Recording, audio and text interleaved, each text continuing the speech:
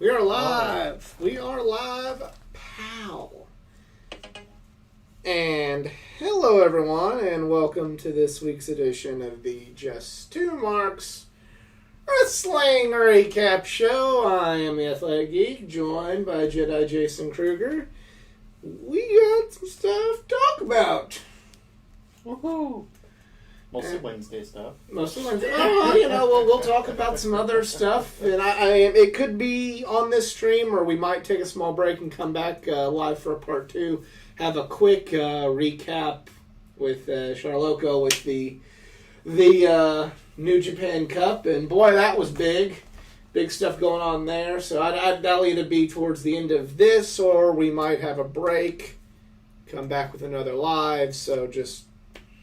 We'll just be prepared for all that. But if you've never seen this show before, this is the Just Two Marks Wrestling Recap Show. Jedi and I have been watching wrestling together for over 15 years. We love wrestling. We love talking wrestling with other fans like each and every one of you out there. However, we're fans just like each and every one of you out there. We avoid insider terms because at the end of the day, our opinions carry no more weight than any other fan because we're not insiders. We're not wrestlers.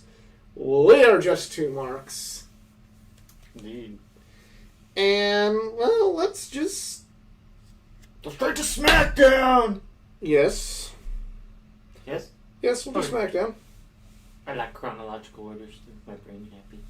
So, one day after we went off the air last week, SmackDown occurred, as it usually does on Fridays, on Fox. Matt Riddle is now on SmackDown, and Michael Cole interviewed him, and... I'm not trying to give a lot of attention to Matt Riddle because... I understand.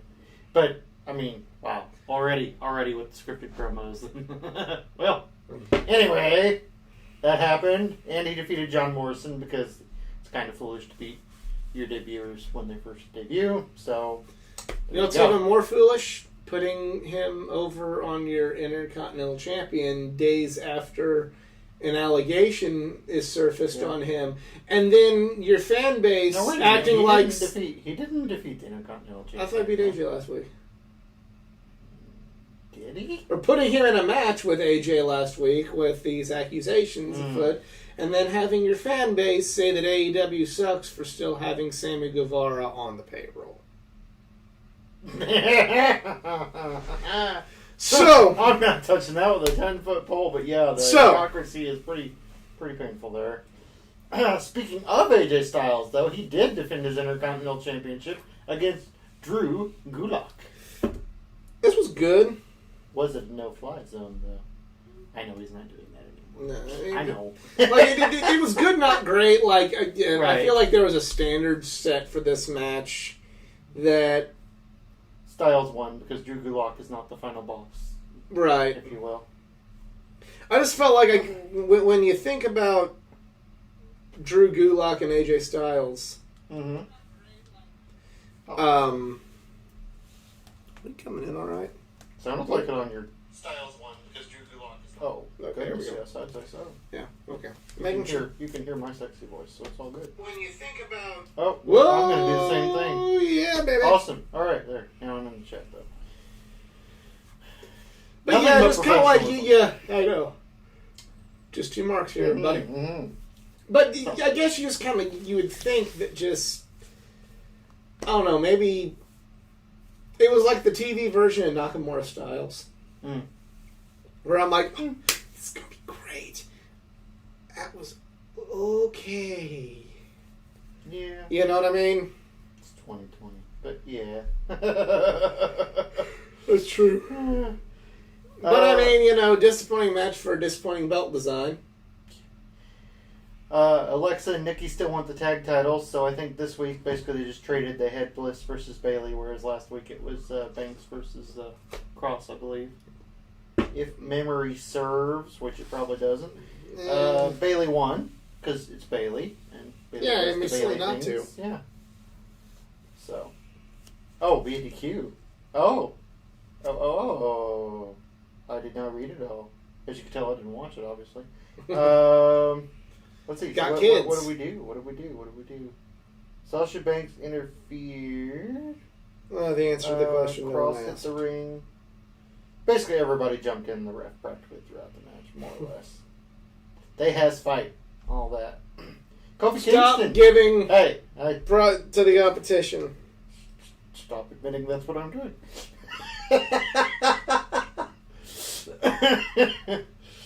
Kofi Kingston fought Shinsuke Nakamura. That sounds good on paper. How was it in reality? It was alright. It was alright. Nakamura won. Yeah. A little bit surprising. Nakamura, Nakamura and Cesaro have been so... I gotta be honest with you, so and I far feel under. bad saying this, but I mean, like... And it's not all... Before all the fucking WWE elitists come out and say that I'm biased, it's not all the WWE's fault, so... Emphasize that point, but... Shinsuke's been shit on into oblivion that he's kind of, to me, and we're going to talk Shinsuke don't care much about it, don't seem like. I mean... No, I don't know so much that Shinsuke don't care. It's just that, like, as a fan now, it's like, oh, Shinsuke's doing this. It's like, yeah, but he's going nowhere. Yeah. Like, he's pretty much... Shinsuke is where he is, and he's comfortable there, and whatever. I'm not even saying that. It's more so like they fucked with his character, and they fucked with... I can't take Shinsuke seriously anymore. He's kind of that point where it's like... Like irony. Ziggler? Yeah, I was going to say a little irony because he's in the... Going to be going for the World Championship soon, but it's like... Oh, Ziggler's going for it. Neat. Yeah. This will be Exactly. good, maybe. Yeah, exactly. Like, Exactly. And I'm a Dolph Ziggler fan, but Right. you know, it's when I hear that Dolph Ziggler's go for the world title, I just kind of think, You Oh, heard wow. you heard stopgap. I heard stopgap. Yeah. Sheamus is still feuding with Jeff Hardy. over P. I just Jeff Hardy's another one of those in that boat too. Like, I really don't care about Jeff Hardy anymore. Like, I don't hate him, and I'm not saying he's incapable of good matches. Ironically, the last time I really was interested in Hardy in the aforementioned Nakamura was when they were clashing over the U.S. title together. But that being said, it's just kind of like whatever. You know? And Sheamus is kind of getting there too. Now, I'm not saying that, like, Sheamus isn't to the point where, like, he's ruined, but, like, you know what I mean? Hard for me to care. Right. I agree. No, I know what you're saying. So McIntyre got to talk with Heath Slater. This was actually really kind of like the way they built this segment. Were we too wrong? Yes, sir. That Sheamus Jeff Hardy thing was the... I know, but I'm just like we didn't even like make a... Oh, I'm sorry. We didn't make like an official... I bumped word right to over Raw. to Raw. Yeah, I just... Sheamus and Hardy ended SmackDown. Right. This is me waving my little flag. Yay. And we moved on to Raw. Right. I mean, that's SmackDown right now. Like, was Strowman even on the show? No. Not that I remember. Now, I'm watching... Now, That's the remember, world champion. I do watch the Hulu version, which is trimmed down. That's fair. I'm literally But- reading the bullet points, but if he was on the show, it wasn't important enough to bother mentioning. Yeah, Sure. AJ Styles carrying the show, I guess. With the... Well, you know, AJ Styles has been carrying, like, the interesting parts of that company. Right. So, anyway, we move on to Raw, and a reuniting of part of the one-man band. Or the three-man band. The three-man band. Was the third man involved? No. Oh. There was no Jinder Mahal, thank God. Still hindering the gender. It can be hindered forever as far as I'm concerned. But, Two out of three former world champions now. Heath Slater. Look at you. Scott Kids. I mean, I thought it was really cool to see Heath Slater, and I thought this segment was well done. I liked this segment. Turns into a match. I mean, obviously, Heath, from his... Look, as much as I'd love to see Heath Slater have a competitive match with... and everything with Corona. I'm just kidding. much I'd like to see that, having him really take McIntyre to the limit I can see why you wouldn't want to do that. Like, there's a lot of people on the internet that's like, oh, you made him look bad. It's like, dude, Heath may not even be back in the company. For all intents and purposes, this was a one-time deal. Right. So I can't see any business fault in just like, boom, it's over. Mm-hmm. And then they have a good moment at the end, so even though it was boom, it's over, Heath rides off into the sunset with his head held high, knowing that his partner in the three-man band cares about him. It was cool. Mm-hmm. There's a cool little segment. And, I'll give them lots of credit there. So I guess when you're the women's tag team champions, you got challengers on all sides. So I guess Sasha Banks. Oh, plus Banks is taking on Asuka. So in the same fight the mini boss before you get to the boss fashion, she fought Kairi Sane this week on Raw. Yeah. In a game mentality this week, apparently. Yeah. Because everything's boss and final boss and sub boss. Well, I mean, the boss is there. If she's the boss, I quit. I quit my job.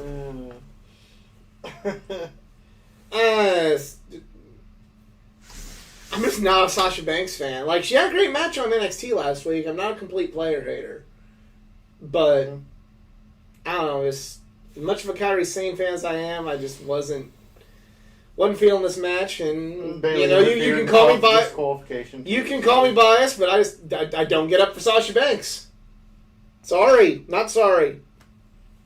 It was another DQ finish because they can't stay out of each other's business and give us, clean finishes. That's not a thing. No. No clean endings. Not at all. Kevin Owens and Rey Mysterio fought Murphy and Seth Rollins. Oh, buddy. Oh, buddy. They find a way to get that in. See how I was feeling last week about Seth Rollins. Mm-hmm. And you'll pretty much have my exact opinion. I mean, it was decent. I like that they're doing stuff with Owens. Mm-hmm. Right? Kevin Owens exists still. That's nice. It's kind of weird, like, with the way... And this is... Oh, and Mysterio getting the win got to choose a stipulation for his match against Rollins at Extreme Rules is to be an eye for an eye match. Yeah, what the fuck is an eye for an eye match? Oh. Do you rip someone's eye out? Yeah, yes. I mean, eye for an eye, by the logic of it, does that mean, like, the first person to run out and grab a chair, suddenly the other person gets to use a chair too? But yeah, I don't get what the... that sounds awful, so I hope it's not that. I mean, hey, let's give it... I mean, there was the Boneyard match, there was the Stadium... It's true. But then there was also the Bad Money in the Bank match. Oof. Climb the corporate ladder. That was the tagline. Yeah. Yeah. I mean... Yes, I watched it. but going way back to Kevin Owens, like, you have him in this program with Shane where he's supposed to be this new fight the power guy, and then now he's just doing this shit. Yeah. Now he's nothing. It's like, if AEW does something like that, they get shit on. As they should. I mean, but if WWE does it, well, they got a lot of talent. Which, and I can't really remember many times where AEW's like really just had somebody go from like that quickly, unless they've done something fucked up like Sammy Guevara did. Mm-hmm. Yeah. And once he comes back, it remains to be seen where, So, I mean, like, I just don't...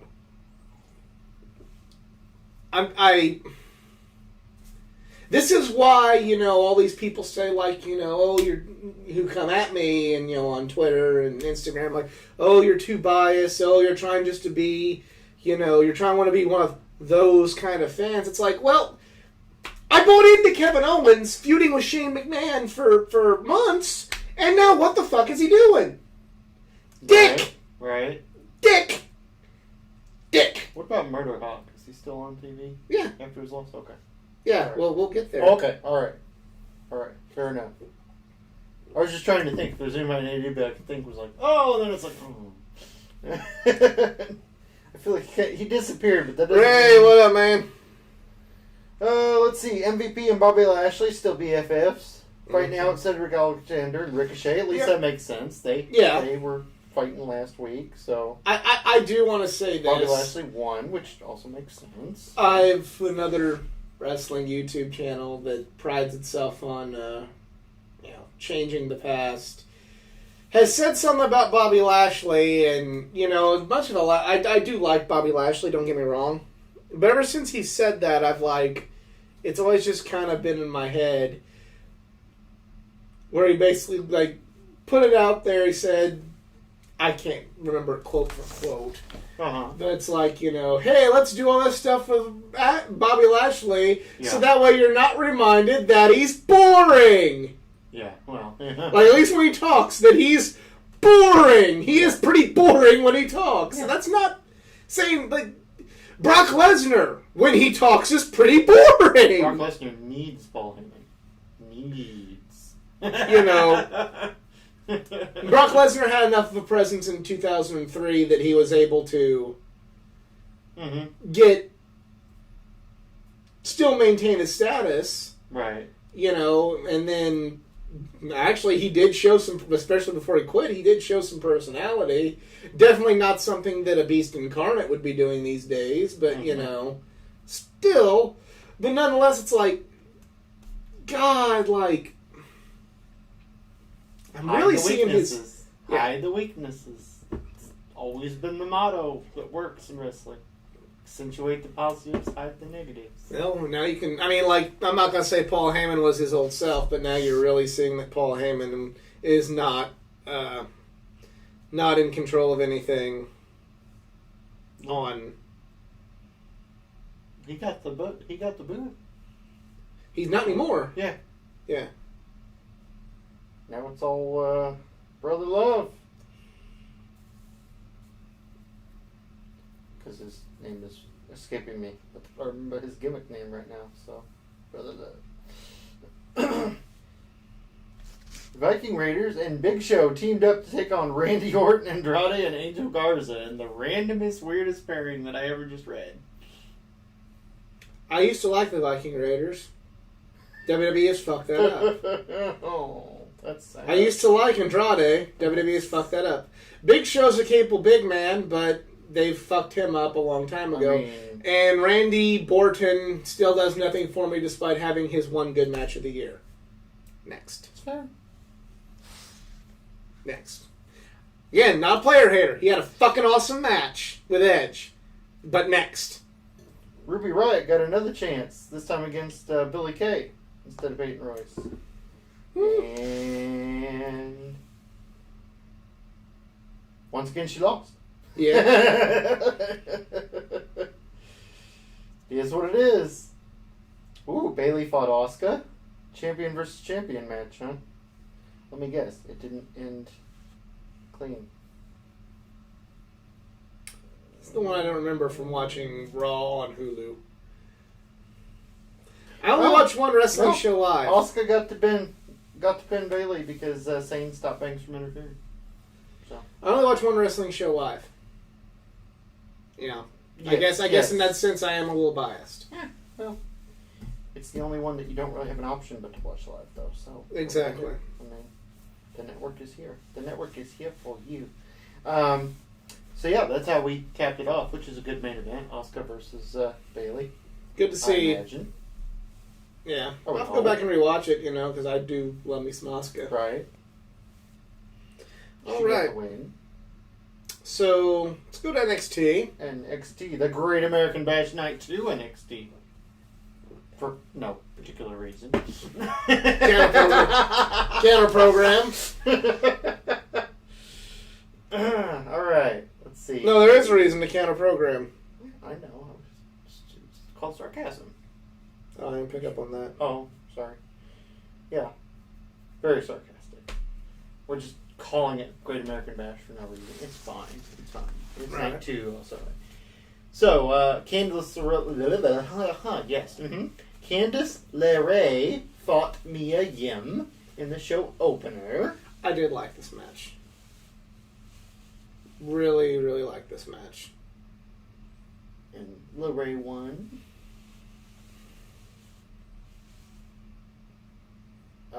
Tony Nese fought Bronson Reed. That sounds so random, but okay. I mean, now the cruiserweights are just part of NXT, Right. you know.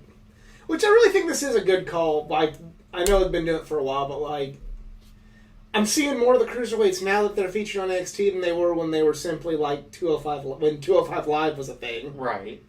You know. Bronson Reed beat Tony Nese, so good job, young man, I guess. Seeing as how I don't know who Bronson Reed is, and I know who Tony Nese is. I'd see him win the cruiserweight title at WrestleMania. Isaiah Scott fought Johnny Gargano. I bet Johnny Gargano won that, though. Mm-hmm. I like this match. But it wasn't... I'm still not really digging Villain Gargano. Yeah, it's just... It's so... What if he grew a mustache and twirled it? Because he went... I know, like... You know, there are some Elseworld stories where Superman's the bad guy, and they're good stories. Yeah. You know, in like with I like the Injustice Injustice game, the episode the animated series, the Red Sun. This is like Superman going bad in mainstream canon, and it just being crap. Mm-hmm. I was a little harsh. I shouldn't say crap. It just not being that good. I don't like it. Not it's into one it. of those, can we be done with this now kind of things. No, you're perfect example. Perfect example. Okay. There's even more, like, because it's more so on the can we be done with this. It doesn't involve anybody going bad, per se, but in the Nightwing comic book, Dick Grayson just went away. So now there's like a bunch of Nightwings. And they keep the mantle of Nightwing, and there's a bunch of different people. And it's supposed to promote unity with, you know, which there's nothing wrong with this. It's like, there's a whole bunch of different races and a whole bunch of different genders and a whole bunch of different sexualities of Nightwings out there. And they're a Nightwing army now. And there's nothing wrong with the diversity and the representation. But it's just not that good. Like, I don't want an army of fucking Nightwings. Right. Even if it does have inclusion, it's like, why can't you like just have more like people not called Nightwing be in Bloodhaven with Nightwing? Right. Hey, look, there's another vigilante, and it's a black lady. That's cool. There's another vigilante, and it's a Hispanic fella. It could be like the Night Flock or something. Yeah, but the fact they're all like, we're all Nightwings now, and it's like, no, this is bad.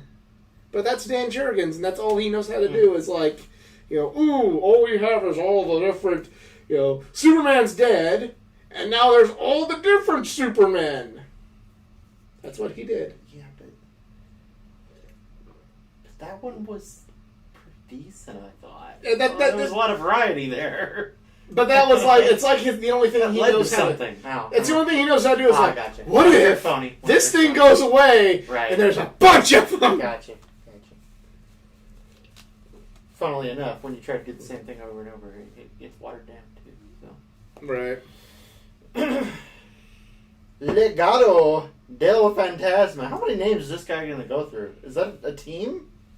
Legado del Fantasma versus... Every time I see Phantasma, I think Phantasmo. I mean, shit. Santos Escobar led Joaquin Wilde and Raul Mendoza in a six-man Raul tag Mendoza, yeah. versus Drake Maverick, Fandango, and Tyler Breeze. And Breezango wore a mask during their entrance. Of course they did. Always on the cutting edge of Breezango. And Escobar hit his finisher on Maverick to get the win. in this 6-man tag. Remember Eric Escobar? He was with Vicky Guerrero for like 2 months and then went away. Yeah. Santana Garrett fought Mercedes Martinez, and I imagine Mercedes Martinez won because Santana Garrett's like the new gatekeeper. And I hate that about Santana because just seeing her kind of, she's really somebody like, I saw one of her first matches against Mischief, and you know, yay! Yeah, many moons ago now. Yeah. And then we rolled into the main event, I guess, of Adam Cole versus Keith Lee. Winner takes all. Champion versus champion. Yeah, I really like this match. I like Keith Lee a lot. I hope so. I like Adam Cole a lot. Uh-huh. And let the speculation begin now that Adam Cole's lost the title and his contract's coming up. Is he gonna want to be with? I need to go back and watch this one. I can watch this. Is he gonna go back and be with his girlfriend and his first set of good friends, or his other set of good friends, or rather, I know he's friends with Roddy and Fish and O'Reilly, but he's also friends with the Young Bucks. Don't know. It's really, really hard call there. I mean, it's... Well, if you believe what some people have to say... If he follows Matt Riddle, I would say he better be looking for better, greener pastures, personally, if they're planning on moving him up. But I will also say on the flip side of that, it's like, okay, when do you say no more talent when you're AEW? It's true.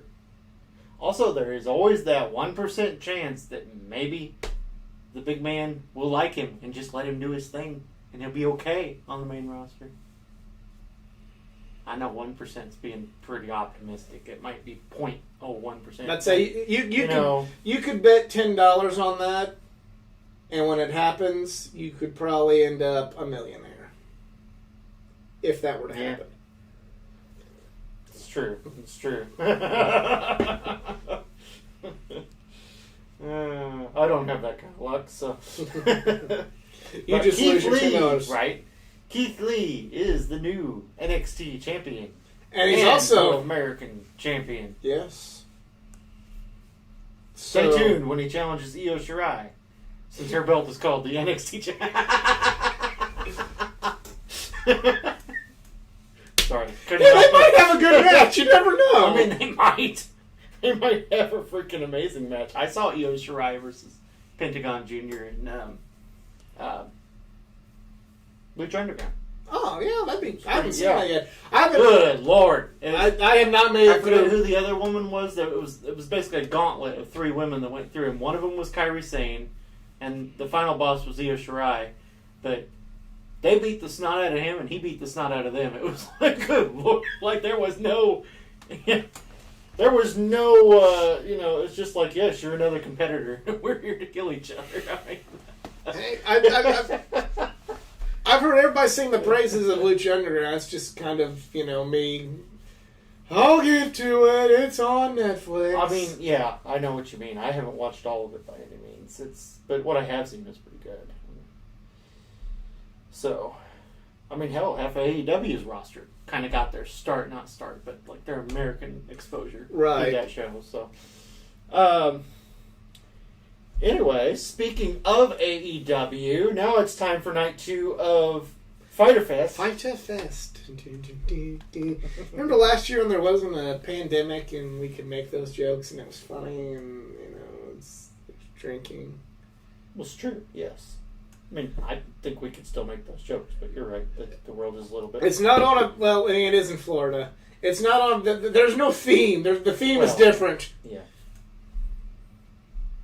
The theme is hope and fighting against the pandemic and all that.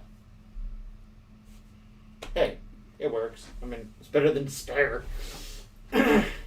Which, yeah. Anyway. This state is killing me. Right. A lumberjack match. Luchasaurus versus Wardlow. Please tell me they wore plaid and came out with their axes. No, I'm kidding. So the ring was surrounded, huh? But did the people surrounding the ring practice their social distancing? No, not really. There's really one. There's a couple matches I really want to talk about here. This is ironically, it's AEW is the one where I want to talk about like 2, maybe 3 matches. Interesting. Well, was Luchasaurus versus Wardlow pretty good? I heard Wardlow's been performing well. Yeah. And I mean, I like Luchasaurus. I think you're on the wrong. Am I on the wrong one? Yeah. What is that from last week? I just don't. Or you just don't remember that? Well, June 24th. Yep, I'm on the wrong Yeah, one. you're. Yeah. Gasp! Because I'm like, you're what? I've failed. I'm I what? failed. I have failed. All right, let's try this again. Let's try it again. Yeah, I'm gonna Try this again. All right. Because I'm like, I don't remember that led into something else. Right. Oh, right. Another World Tag Team Championship. Yeah, okay, yeah. This was a good match. I like Private Party. Hangman and Omega versus Private Party. Really good. Really got to see Private Party's skill on display. They're a really good tag team. They're the future of the tag division. Right. Like, they're the, after they're upset, like, you can tell they're the sleeper hit. Poor Joey Janela got to face Lance Archer. But, actually was probably one of the better matches, and, how they're working in Janela's partnership with Sonny Kiss is, like, work that in the match, and Sonny Kiss is wrestling Cody next week for the title, so it's opening up more doors, so this should be good for everybody. But of course Archer won because absolutely he used the Murder Hawk. Yeah. Let's see. Taz basically said Brian Cage is going to win as soon as he gets his title shot. Yeah, he also brought back the FTW title from ECW and gave it to Brian Cage. Nice. So that was kind of nice. I'm of 2 minds about that. I can understand that. On one hand, I'm like, I get it. It makes sense. It's a good homage. But on the other hand, I can see how somebody be like, yeah, do your own thing. Quit, be hypocritical of me to criticize. That's fair. I guess other promotions. I guess I kind of free pass that one just because it's almost since Taz is managing him and Taz started that whole thing. It's him reliving his glory days through Brian Cage. But I see where that's right on the edge of. But it makes it does make sense for like this to happen. Mm-hmm. But yeah. The Butcher and the Blade and the Lucha Brothers teamed up against FTR and the Young Bucks. This was awesome. This was fucking amazing.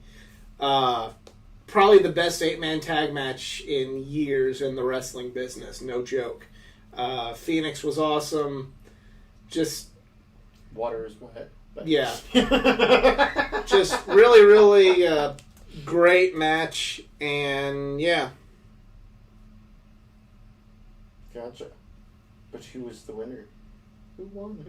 The Lucha Bros and the Butcher and the Blade won. Oh, I see.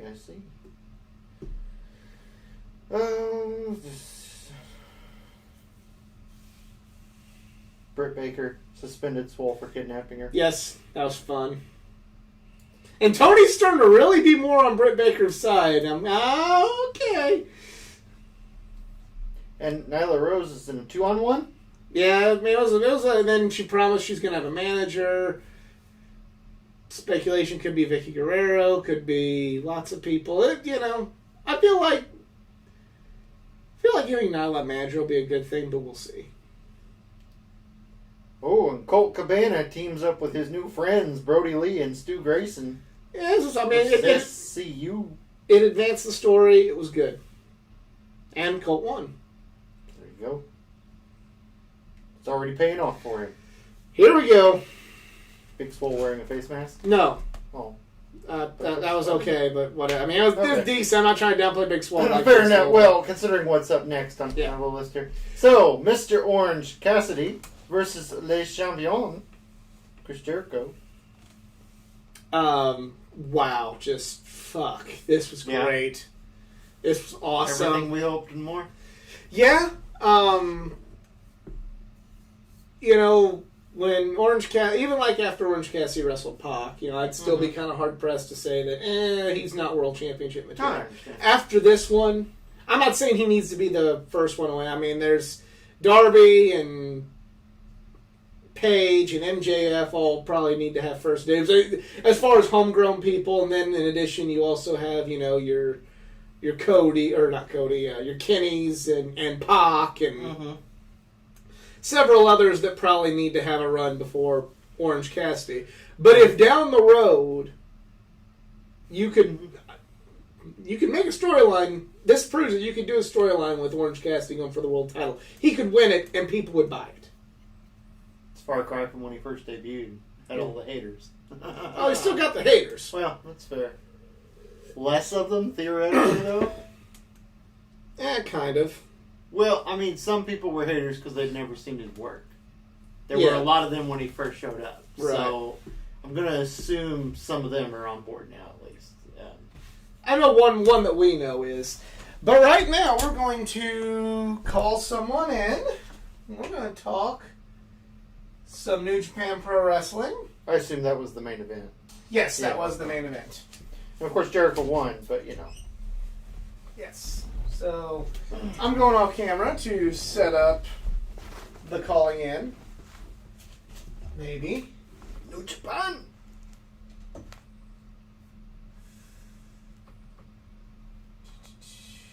I really hate technology at times. That's fair.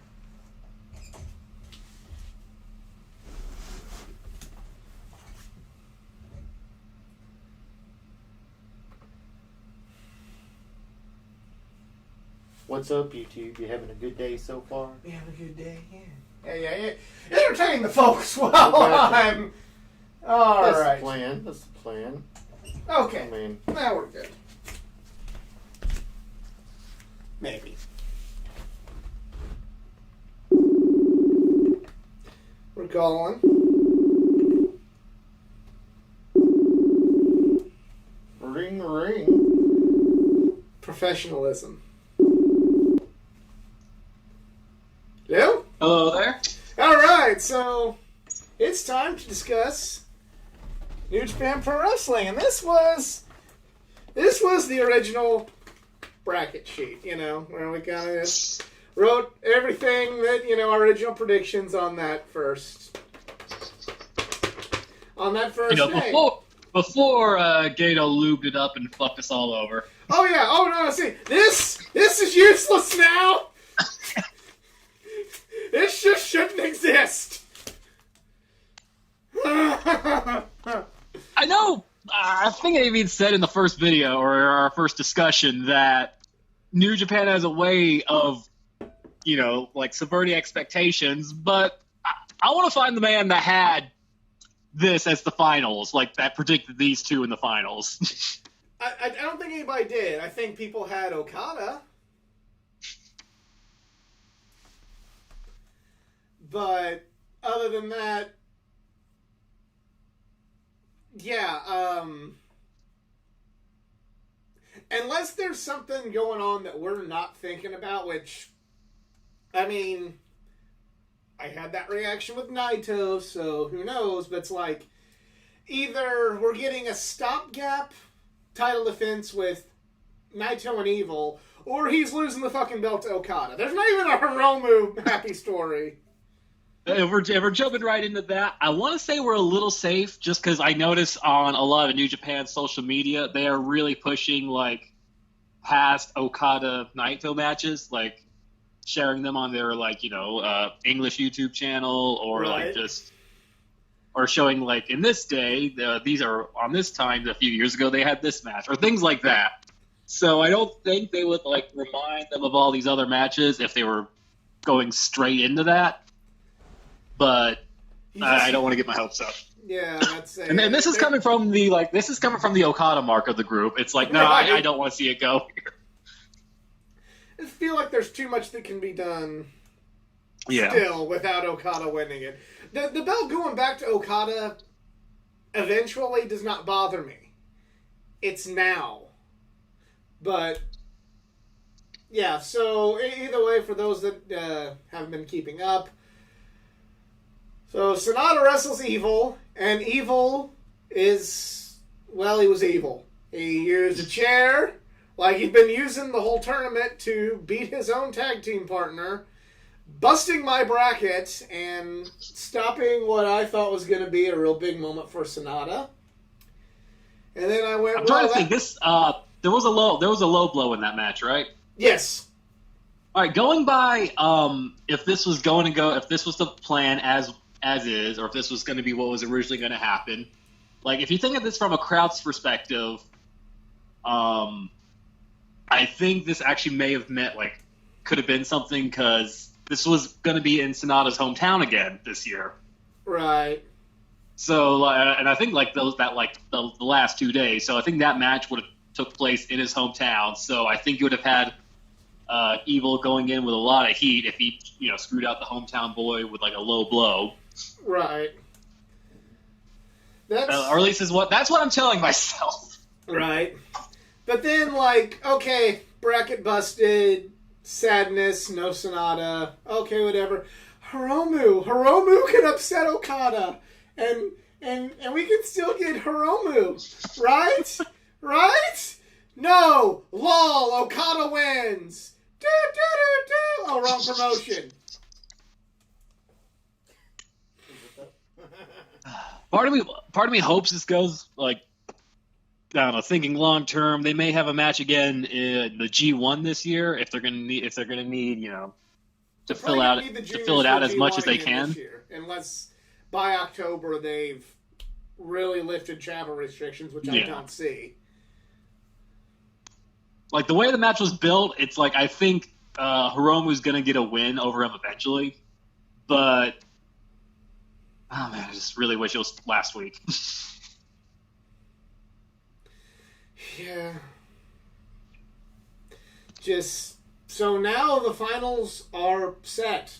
It is going to be Evil versus Okada, and I'm sure it's going to be great. I mean, but just kind of.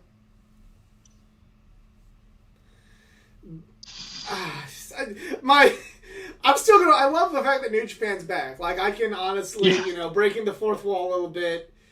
My mental health when I found out there's New Japan, woo, things got better. I'm like, yes, New Japan. Life is always happy with New Japan. And I still feel that way, but I have a little, maybe a little less pep in my step. It's I still want to remain hope because I did say that I feel like the idea is they want to do all the LIJ members wrestling each other at least over the next couple of months, and I'm just holding on to it because I'm technically they could still do that. They could have Evil get to the finals, Naito beats them, then they can go into they can finally do the anniversary show, have them go over Hiromu. And then maybe put Sonata and Naito in the same block in the G1 Climax. Maybe have Sonata beat Naito in the G1 Climax and set up either some sort of match for down the line. Maybe you could use Sonata winning the G1 Climax match over Naito to set up an Intercontinental title match at Wrestle Kingdom, because I think we're due for, and as a Naito fan, I would not complain about him taking this belt to the Dome again, but I think we're kind of due in New Japan for something like what they did with Tanahashi and AJ in 2014, where it's I'm going to take the title to Wrestle Kingdom. No, you're not. Yeah. Something like that. I think they're really due for would be somebody losing the briefcase. But I don't see that happening. Yeah. But yeah. It's I'd be down for that for Wrestle Kingdom. Going on one of our tangents here, I think this coming Wrestle Kingdom will be very different for obvious reasons, and I wouldn't be surprised if, since Japanese promotions have a history of doing this, if they make next year's Wrestle Kingdom some kind of multi-promotion, charity event or something, bringing everybody together. Yeah. Especially if they can get crowds back, full crowds back by then. And especially if they can't bring in, foreign talent. Yeah. I mean, I say this a lot when discussing New Japan with people that don't really follow New Japan, who feel like the Gaijin talent is like the top. I'm like, you gotta quit thinking in terms of a Gaijin bubble when it comes to the top names. But on the flip side, there's still a lot of Gaijins they need. So it's kind of this weird catch-22. It's a weird catch-22, but I think Carl Anderson had pointed it out that they were never considered like the draw. Like even like there was like a lot of promotional material back when it was like AJ in the Bullet Club. Like even though they were like the top heel act, they were hardly ever on the promotion material unless it was like AJ in the title match. It's like it really wasn't until Kenny did you start seeing him like. And Kenny lived if it's like a group shot of like the big three or the big four, it's like that's when you started seeing like the Gaijin in there. Right. Like once they started pushing Kenny. And again, like, you know, but they also had regular access to Kenny because Kenny lived in Japan. So it's not like they had to worry about like, oh, we got to fly this guy. And it's like, no, Kenny's here. He's good. But you mentioned people coming together. Do you think if they can't, if the travel ban's still going on, rather than infusing the juniors into the G1 climax, they might see if other promotions would be willing to give talent to the G1 climax, so that way they're not, I don't want to say bastardizing it with a bunch of juniors and young lions, but, you know, there is still, with the exception of like a couple juniors, like Shingo keep and like just like Ospreay one junior in each block, like have like definitely no young Robo lions. one side, Show in the other. Definitely no young lions. I do not feel like young lions need to be in the G1 climax. But yeah, so finals are set for, in our case, early Saturday morning. I was going to wake up early and watch it. Now I'll catch it when I can. It's like I never know when my sleep schedule is now, or when I will be asleep, or when I will be awake at this point. So I've caught it live more the last few weeks, just out of like, well, I'm awake right now. I wasn't trying to be, but okay. Well, the original plan was, and I'm still up in the air, there's a convention in Missouri town about 70 miles south of here I was considering going to, and I'm still considering it, but I don't know. It's a pandemic, but they say they're taking safeguards, so I don't know. You can do some kind of like hazmat suit cosplay. Something full Moltar! body. Moltar! I can be Moltar! Yes! But all that aside, like, we're gonna, because they're doing like phasing people in, phasing people out, we're gonna leave early, and my plan was, well, I'll go to bed really early, I'll wake up, and I'll watch the New Japan Cup, and then I'll go, then we'll go to the convention and leave. I don't think I'm going to wake up that early. I'm just going to sleep in and leave at the normal time, and sleep in, quote unquote, like to 5, and leave at a normal time. But for the finals, like, and this is me being hopeful, if Evil does get to the finals, or like does win in the finals and goes on the next night for the title, I think that could be a very good match, especially with the way they're setting it up with Evil taking shortcuts, even with his comrades. If you set it up like, Naito's coming in, he's in the suit, and, he's doing the whole, like, oh, I'm slowly taking, the suit off, and then just have, like, Evil jump him right there and just start brawling into the crowd. I think that could actually create a very hot crowd environment. Especially with the crowd. Yeah. So we'll do official predictions right now for both. We won't go through the whole Dominion card, but official predictions for the New Japan Cup winner and the subsequent title match the next night. Who you got? I feel like I've been wrong almost every time we talk now, but I'm going to say Evil / Hope Evil. And then does Evil become double champion the next night? No, I don't think so. I am going completely the opposite, maybe in, just out of straight up pessimism. I'm going Okada. Okada double champ, Dominion. Even when Gato ain't gonna fuck Naito, COVID will. From letting him have a good reign.